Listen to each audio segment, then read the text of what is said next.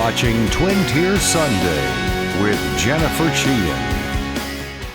Welcome to Twin Tier Sunday. I'm your host, Jennifer Sheahen. Halloween is just around the corner, right? And everybody knows that Tagsylvania in Big Flats is a place to go have a haunting experience. But tonight, I want to give you a sneak peek at what it takes to get this show on the road. Let's go.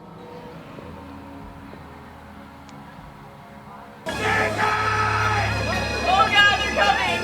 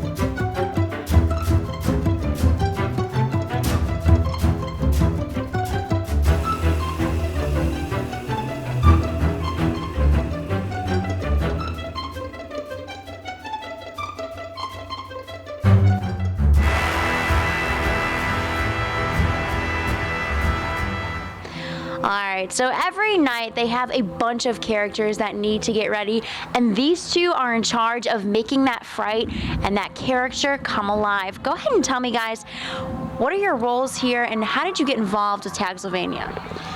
You probably should start with Sheahen first. Alright, go ahead, Sheahen. I've been here since we started about 5 years ago. I started as one of the characters upstairs, the mama room. And no one really had time to do the makeup. Everybody was in such a rush, so I decided to do my own. And I started out with a little cup of liquid latex and have gone from there. Oh my gosh, how did you, I guess, every night, how many characters do you guys have to put together? It's between 40 and 60. Oh my gosh. How long do you have to do that? It depends on when they come in, because Jeremy and I get here about 3 o'clock. So anytime after that, they can come in and get their makeup done, and we open at 7. And then I guess what character, I guess, kind of stands out the most or has the most detail to it? I like Stitches. He stays in character all the time, and he's a riot around here if you ever watch him running around. So. Gosh, so how did you then get involved with doing all the makeup and all of the I guess formations on the face and things like that? Well, I'm an artist by nature, and this is my cousin, and she came and pretty much begged me to come help her out this year. I've been doing it for 20 years at my parents' campground because they have Halloween things there, and it's nothing to this intricate, but just doing it a lot up there. Oh my gosh, so then where do you guys learn all of your different techniques? Because I know that you said you didn't have professional training for this, but do you read up on it, or what kind of new things do you add every year to your collection of skills? Trial and error. Yeah, pretty much, and you have to have a really good imagination. We just see something and like, oh, that would be really cool, because I didn't have TV for about 12 years, so it was a lot of imagination. Definitely. All right, and then do you plan on sticking with this every year, or what's your next, invention that you guys want to create or character that you want to create? Oh, there's a lot of things running through my head. Well, go ahead and give me one of them. Oh, it was just a swamp creature that would be awesome in the swamp. Perfect. All right, so I guess tell me a little bit about some of the things that it takes to make this happen. I don't know if you need a swing around or if you just want to point I know this airbrushing had a lot to do with it from what I noticed. So go ahead and tell me a little bit about these gadgets and what they do. Well, we got nose and scar wax that we can use to build up. Yeah. Nice fresh scab that we rub on for the blood, all that good stuff. We got liquid latex that we can put over everything and peel it off and make it look like the skin's peeling. There's some cosmetic bone wax. There's all kinds of different little stuff here. Oh my gosh. And then you also can use this technology on people that come in here for the night, right? Yep. What do people usually request to have done to them? The zombie face.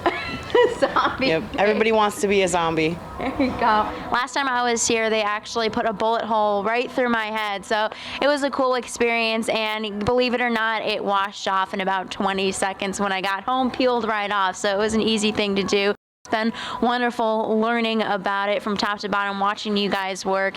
And here's a little glimpse of what they do.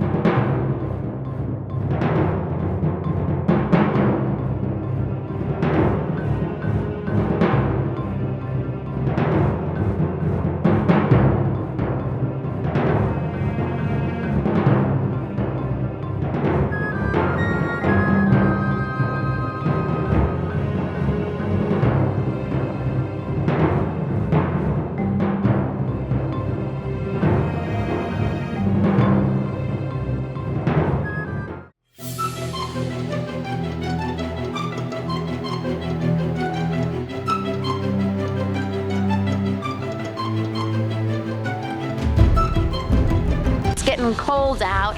All right, so she's gonna go ahead and apply some makeup on me. What are we gonna do today? We're gonna do a zombie face with some wounds. All right, let's do it. First step is what? We airbrush you to a pale color. Perfect. So they're gonna airbrush me to a pale color. Here we go.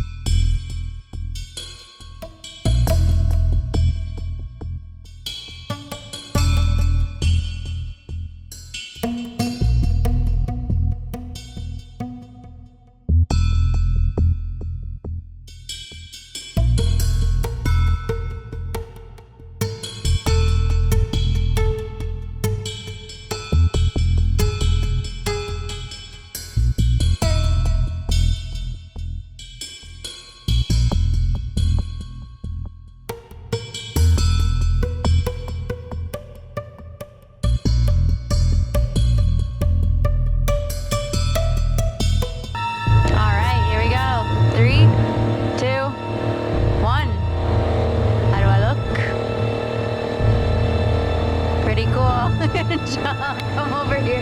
Let's see. Holy shiitake mushrooms. Oh my God. Look at this. It's wild. world. Oh my God. Come here, give me a hug. Thanks for Thank letting me you attack so you. much. No, this is great. And then you also said that you have a website where you picture all of these wonderful things that you do. Come on over here and tell me what the website is so people can check it out if they need to. It's on Facebook. It's called Creep Me Out. Cool. All right. So we have little zombifications and all kinds of makeup on there that we've done. There you go. So if you got a wacky Halloween party you're going to, or if you want to have a zombie night or something like that, go ahead and give her a call. She does a great job. Look at this. Cool. Thank you so much.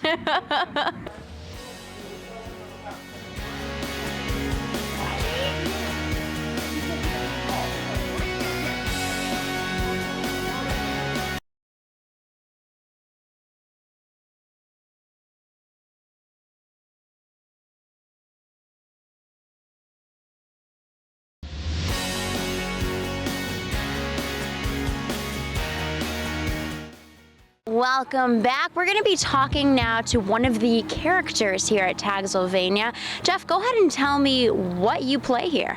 I play George Tac Sylvania.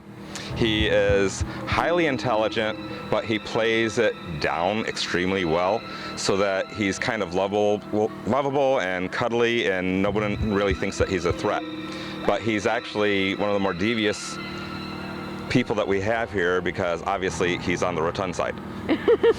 So tell me, you've been playing this. How many years have you played this character? This year is George's 5th year. Oh my gosh. So I guess, how did you invent this character? Is it something that you were given as a task, or is it something that you came up with on your own? Well, I actually started off as a relief actor, and I was taking over for one of our other actors' vacations for one weekend when he was playing the butcher, and I started off as a British-style butcher, but I wasn't doing very well with it, so I had to come up with an instant character, and all of a sudden, what do butchers do? They create the meals. Yeah. So what does the meal start with? Dinner time.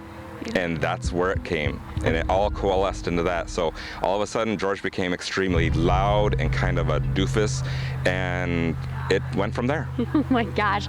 So what do you do every night to prepare yourself for this role? Here's the fun part. Because I'm so loud and I'm able to withstand the loud screams all night long, all season long, I actually work on my yells in the car driving to and from every night from work and home and from the haunt, and just to get my vocal cords up there so I can withstand it all season long. Oh my gosh. So what are some of the reactions that you get from people who have never heard George before? The first time George came up to me, well here, why don't you just listen to it really quick? Jennifer!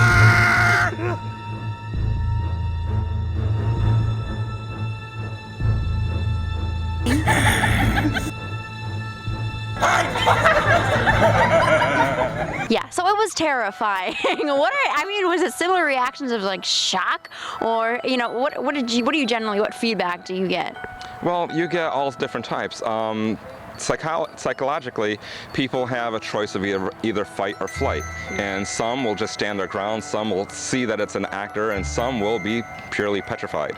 And a lot of what we train our actors is find something that someone has a phobia about. And there's several people out there in the world that are scared of being yelled at. There are several people that are scared of spiders. There are several people out there that are scared of heights and weird things, and you just pull from those fears and you'll get somebody.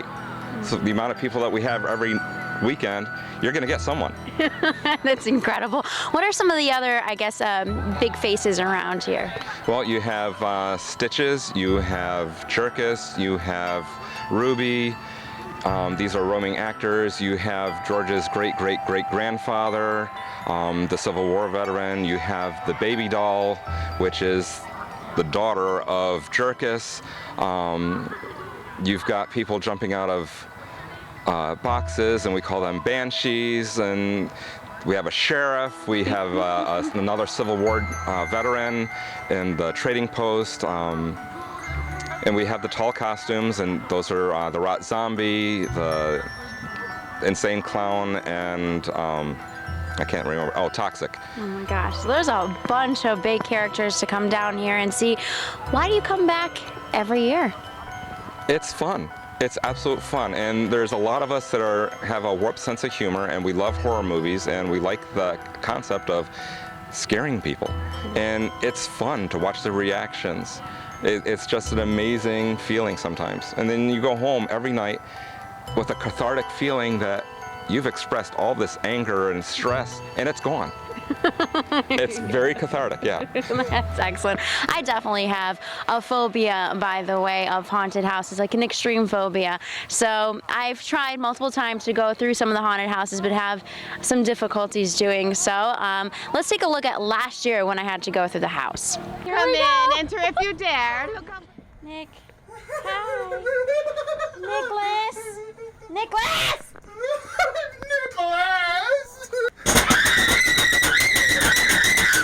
Nicholas. Where you going? Busman! I wonder where you was. Here Do we you are. like a ride? Yes, kind of, no, maybe. Like my... What the heck is that, Humpty Dumpty?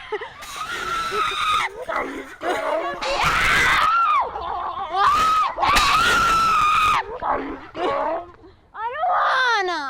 What am I supposed to do? There he is.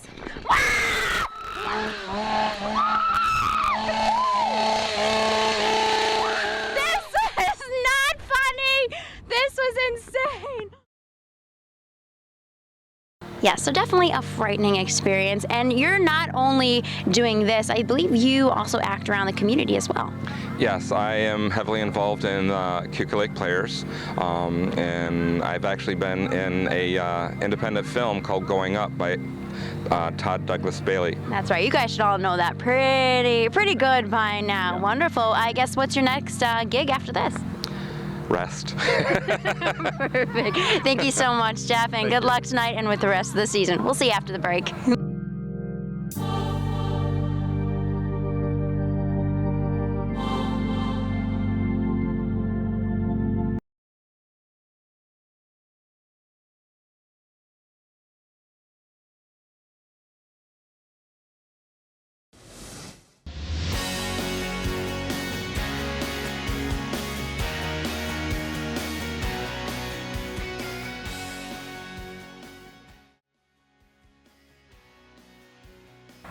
All right, welcome back. So you just talked to Jeff. He explained how all these characters get ready here for a night at Tags.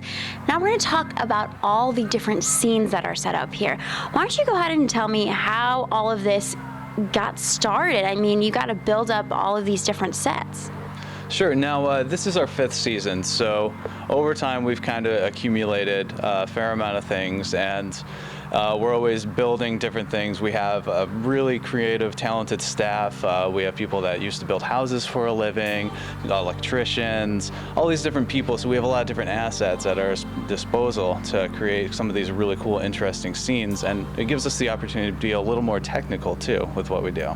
Definitely. So who comes up with these different, I guess, story ideas for each part that is here? It's kind of a culmination of all of us, and then we're always looking for different ideas or suggestions from our actors as well, because we really want Tagsylvania to be more than just one person's vision or one person's idea. We want it to be a community thing, and that's a really cool thing we're fortunate with, because we do get to involve our actors in more than just scaring people, but they have input on how their character is or what their room looks like. Wonderful. So 5 years ago, what was the first, I guess, little pop-up set that you had? 5 years ago, it was a pretty impressive setup what we had 5 years ago. There was a lot of painting, there was a lot of building. We turned what used to be a small stage into a 2-story haunted house. We cleared out an entire area that was just swampy marsh and turned it into a trail. So we made a lot of headway in our first year. Wonderful. How did you build that trail? Because I know it is a little bit crazy. There was a lot of terrain that had to be leveled out, a lot of weed whacking. We built huts out of old barn board and different types of wood that we found different places. And for a while, we'd run it on little, like 400-watt generators, and every year we've just kind of grown bigger and bigger. So now we have a real legitimate generator that kind of does it a little better. Okay. Oh my gosh, that's crazy. Tell me a little bit about Jerkus Circus. I think that's the one I have not been in yet. So. So Jerkus Circus would be the newest of the three. It's a 3D haunted house in the sense that you wear 3D glasses and it's painted with a special 3D reactive paint that uses chroma depth. So certain colors will advance and certain colors will recede. So it's very disorienting as you go through because the walls are kind of coming out at you. And then you also have the actors on top of that to make it really kind of interesting. Oh my gosh. What is the feedback that you get from people who walk through?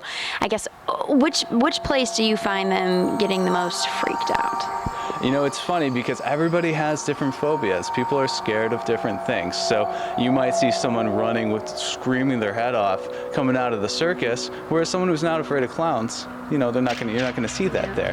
Whereas someone who's afraid of what might be out in the woods that they don't know about, they're going to be more afraid of the swamp. So it's, you know, we see a little bit of everything. And now, to my knowledge, the haunted house, is kind of the worst of all of these. Like the place where you get scared the most. Why is that? The thing about Lecter's Lair is it's a little more intense because with it being indoors in a 2-story building, we have the opportunity to do a little bit more. We can be more technical with the type of scares, the type of technology that we have in there, so we can just kind of a little more freedom. Wonderful. All right, and then what's behind us, this hearse? Where'd you get this hearse? Okay, let me just say, people just don't find hearses every day. Where did you get this? Well, this is a Cadillac hearse from the early 70s that we picked up from a gentleman out in Ohio. And a very talented artist, John Ribb, did the airbrush paintwork on it. Wonderful. And since this is pretty much just going to be the last weekend before Halloween, tell me, how long do people have to come out and experience? Tagsylvania is open Fridays and Saturdays. We are open until November 1st. Beautiful. All right. Thank you so much. You're very welcome. Thanks for joining us. We'll see you next week.